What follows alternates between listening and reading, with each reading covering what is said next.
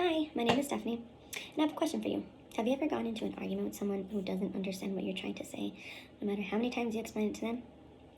Now imagine that exact same situation with someone who doesn't even speak the same language as you. Brutal. Today I'll be talking about a research article I've been looking into, and it is called A Case for Improving Parent-Child Communication Among Multilingual Immigrant Populations.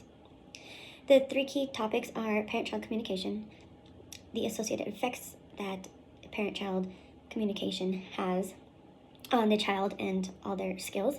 And also lastly is how the issue can be combated. How do we go about resolving these kinds of issues?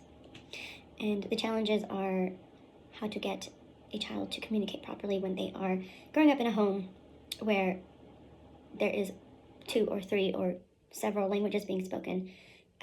So navigating through communication can be difficult for them. Some topics that relate to our textbook are going to be found in chapter 2, 3, and 4, which are vocalic and facial cues. And there are 6 primary emotions that are involved in this, which are sadness, disgust, anger, fear, surprise, and happiness. And things such as like tone, the rate or speed, and pitch and volume in which someone is speaking to really affects a person, especially a child.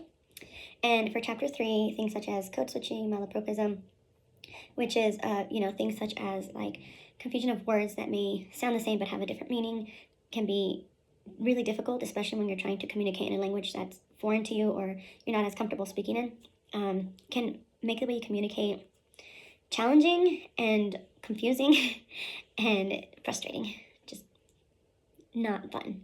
And for chapter 4, things such as willingness to communicate, shyness, and communication apprehension, which is just the way a person kind of tends to communicate, whether they're open or not, the behavioral tendencies in which the way they talk, feeling anxiety or fear that is associated with communication with others.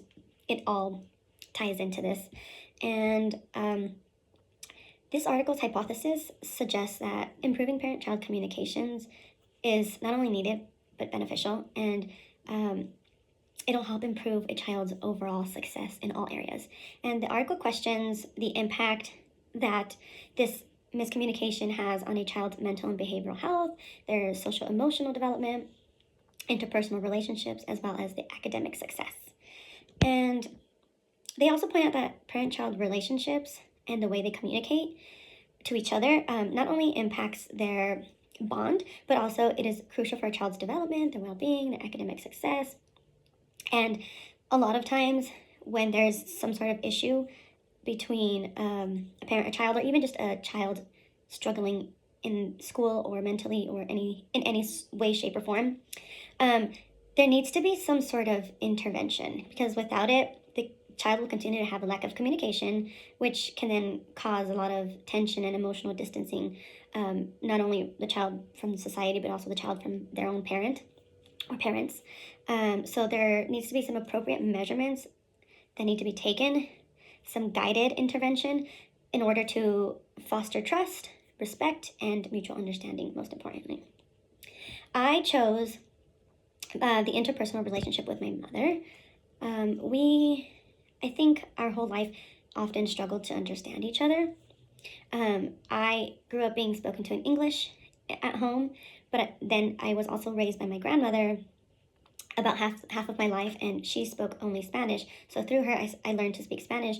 And my mom, as you know, she moved to the U.S. when she was 3 years old, so she speaks a lot of Spanglish. So for her, just communicating in general in either language is difficult. So I myself and her, we clashed a lot. And through the article readings, I have learned what could possibly have been done maybe when I was younger to avoid all the headbutting we've gone through our whole life, such as intervention to help guide us through our issues that we were going through.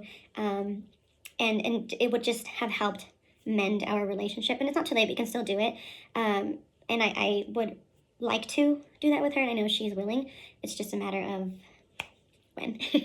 And I'd rather do it sooner than later, because I don't want to keep allowing our relationship to continue to just get worse or stay where it is. I want a better bond with my mother. So with that, I will state my conclusion that supporting continuous improvement relationships and communication between parent-child relationships. It helps to improve cognitive and social development. And another major point is that there's lack of measures. There's no measures taken specifically for parent-child multilingual homes, their relationships, and their development. So the article suggests to take a different approach and focus. They suggest that when a family is being intervened, that they are more focused, pinpointing their focus on more specific details that involve languages and how to go about communicating with whatever language is spoken in their home in order for the child not to carry negative aspects or traits into their adulthood. And that's all. Thank you.